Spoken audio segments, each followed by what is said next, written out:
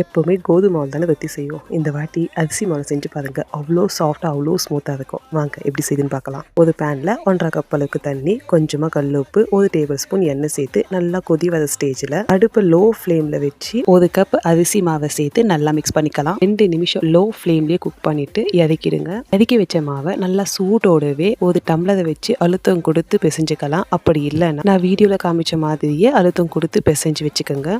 சின்ன சின்ன உருண்டைகளாக ரெடி பண்ணி எடுத்து நல்லா அரிசி மாவுல டிப் பண்ணி உங்களுக்கு தேவையான ரவுண்டான ஷேப்ல தேய்ச்சி எடுத்துக்கோங்க. ரொம்ப அழுத்தம் கொடுத்து தேய்க்க தேவையில்லை. இப்போ நல்லா சூடான தவால நம்ம தேய்ச்சி வச்ச மாவை சேர்த்துக்கலாம். சப்பாத்தி நல்லா உப்பி வர ஸ்டேஜில் திருப்பி போட்டு கோல்டன் கலர் வந்ததும் எடுத்துடுங்க. அவ்வளோதான். எண்ணெயே இல்லாம சூப்பர் சாஃப்டான சப்பாத்தி ரெடி ஆயிடுச்சு. ரொம்ப நேரம் ஆனாலும் சப்பாத்தியோட சாஃப்ட்னஸ் மட்டும் போகாது. வெஜ் குருமா சட்னின்னு எல்லாத்து கூடவும் சேர்த்து சாப்பிட அடிப்பொலியா இருக்கும். நீங்களும் ஒரு வாட்டி கண்டிப்பா ட்ரை பண்ணி பார்த்துட்டு எப்படி இருக்குன்னு கமெண்ட்ல சொல்லுங்க. வீடியோ பிடிச்சா லைக் அண்ட் ஷேர் பண்ணி சப்ஸ்கிரைப் பண்ணுங்க.